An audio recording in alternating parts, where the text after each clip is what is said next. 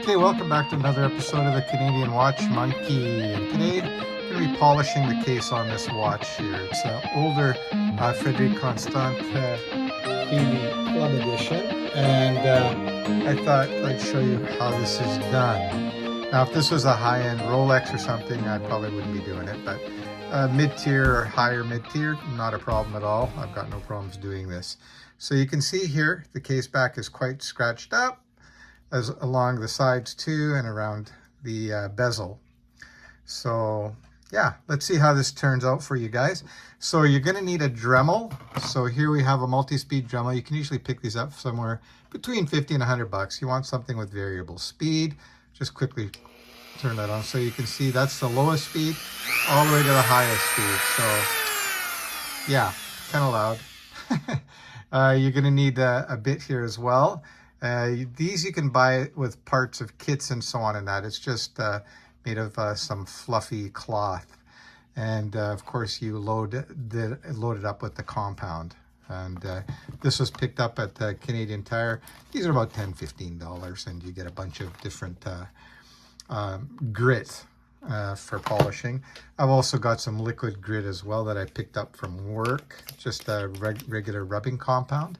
So you're going to need these things as well as a cloth. So before you start anything, you're going to want to take the strap off the watch. So let's get that out of the way very quickly. Hopefully this goes quick. Sometimes the straps can be a little bit tricky to remove. And if it is, I'm just going to pause the camera. Yeah, okay, I'm just going to pause the camera for a sec. Okay, sorry about that. Just to let you know why it was a little bit more difficult than normal is this is a very odd 23 millimeter strap. And you can see that from there. I don't know if you guys can see that there. And of course, the lug width here is 22. So it had to be squeezed in to get these in here. But it does fit and it looks good. And I thought, this strap looks great with this watch. Anyway, yada, yada, yada. Let's get into the polishing. All right, so the first thing you want to do is load up this material here. So you just kind of rub that on, and actually I'm just going to hold it like this. I find it easiest like this, to do it just by hand like this. You can do it with the machine on too, but I find it better like this. I can kind of control it better on how much of it I'm getting on. I'll just show you the other way of doing it. So you just kind of, on low speed of course, and you just kind of load it up like that. Okay, so you've got the rubbing compound on there. So let's start off with the side. So you can see here, actually, you know what, before we get going, I'm gonna zoom in a little bit here for you guys so you can see the scratches. It's quite marked up, but it's not abnormally so. So you can see there are lots of scratches. So let's hit it with the polisher and we'll see how it turns out. Okay, let's start up a little higher.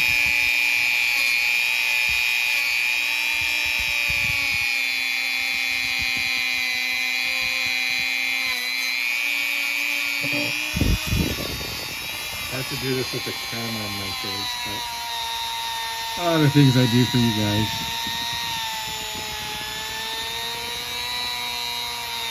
Okay, so let's take a look and see how we're progressing. Okay, so you can see it's already a lot better. Let's just go a little bit more and see if we can get it like perfect.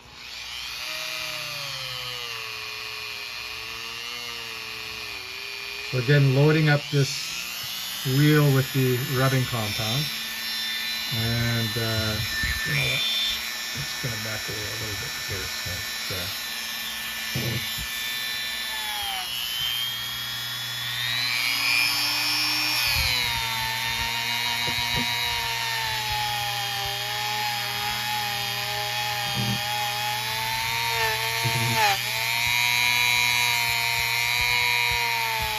I'm pressing fairly firmly. I don't know if you guys can hear me over the buzzing. Let's see the upper portion a little bit too.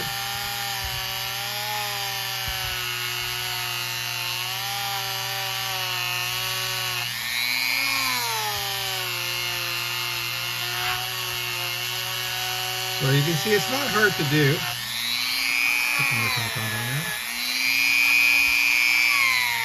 What I'm going to do is I'll do half this bezel so you can see half of it before polish and then after. And I'll leave it at that because I don't want this video to be too long. I've got other things to do today.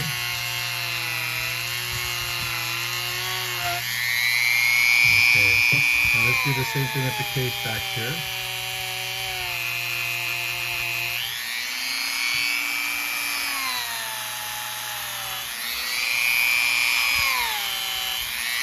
And of course, the finer compound you'd use later. I'm not even going to do that. I'm just using the coarsest one for now, so you guys can have a look and see how it turns out with the coarsest.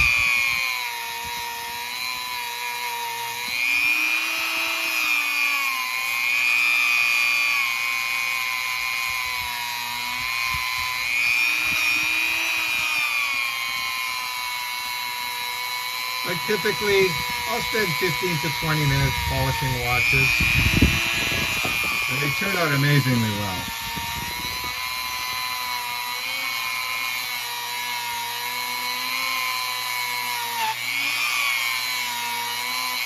Okay, so let's just pause that. I'm just gonna wipe this down with the cloth that I have here, and we'll take a look and see how we're progressing. Now keep in mind, I'm not done, guys. This is just step one, and then I'll be going a little bit more finer with the polish to eventually get it almost mirror-like as new. And this is what you guys pay a lot of money for you know, getting polish work done at places where you can readily do this at home. All right, so let's take a look and see how we're doing. So you can see here, quite a bit of improvement, I would say, already. And that's within, what is it, 5 minutes of polishing? I'm just gonna polish this again a little bit here all over.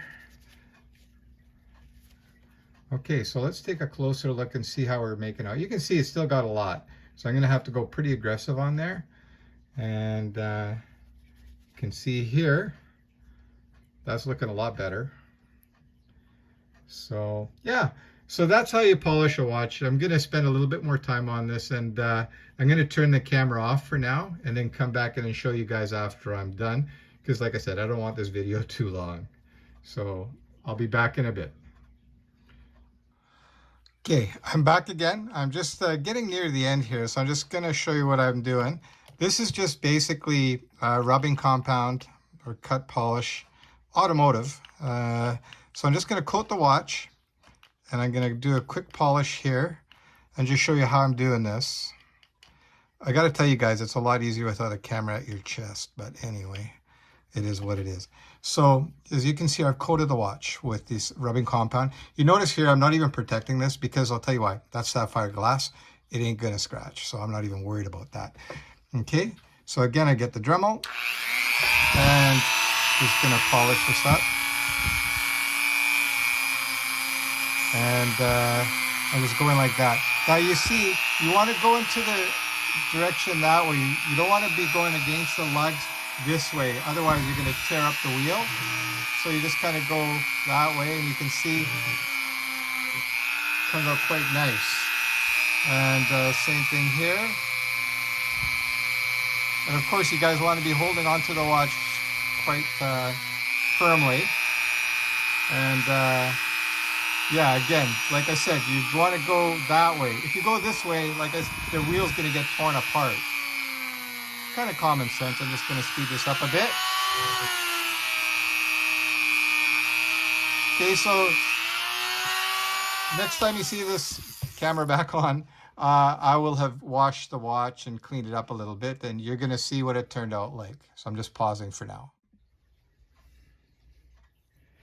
Okay, you guys, I'm done.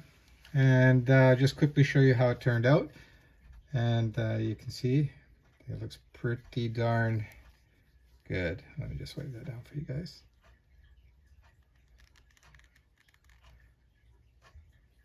And yeah, depends how much time you want to spend on it, but the more time you spend and the finer compound you use, the shinier it's going to get. But really, there's no point. It's a watch. I think I just reintroduced some scratches because this might have had some contamination.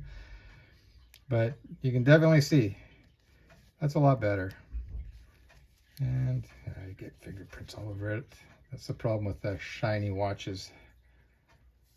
So there you go. Watch polishing 101. But anyway, you can see that does definitely look a lot better than it did earlier. But this thing's just such a fingerprint magnet. Damn. Anyway, that's it. That's another episode of the Canadian Watch Monkey. Hope you guys enjoyed that and learned a little bit. And if you could please like and subscribe if you haven't already done so, it is much appreciated. Take care, guys.